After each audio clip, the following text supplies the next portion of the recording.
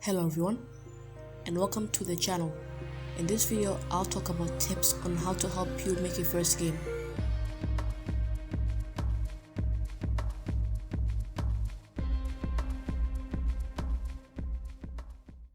So the first tip I would like to share is a way that will help you overcome burnout or a lack of motivation when making a game.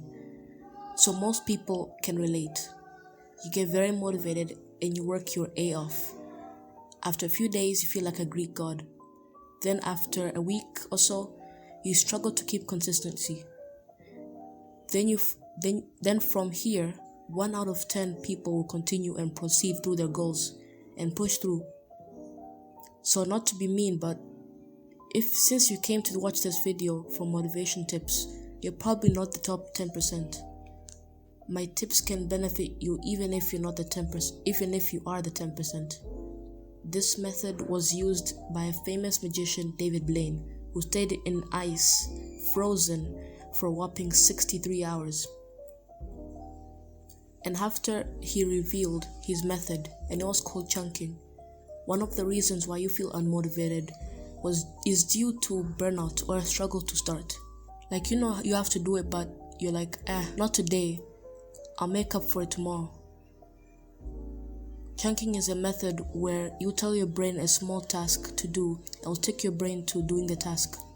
Examples are you see your PC and you're like, I shall work on my game. And sometimes you end up skipping it till tomorrow. But instead, you'll say, I'm going to just write one line of code. You're more likely to do it. This is a perfect example since when you write one line of code, you'll end up writing more anyway. So it's a win-win. The magician used this technique, and every hour he'd say, I just have to survive another hour. And that is a way to convince the brain to do a task. So the second tip is to prototype and playtest as fast as possible. When you make your game, initially you don't usually know how the audience will respond to it.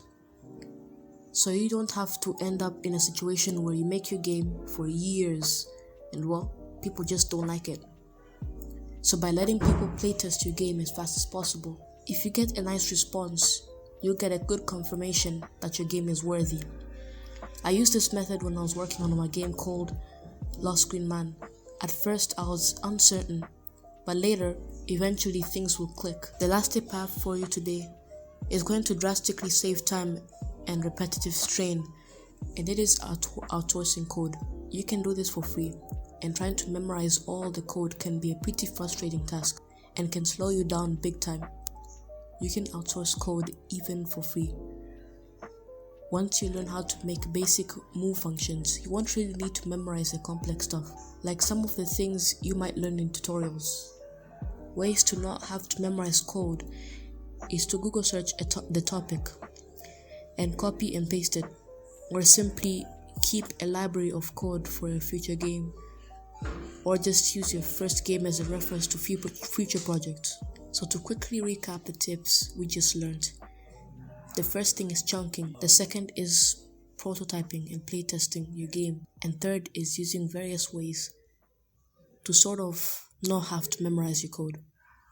Click on this video if you want to know more.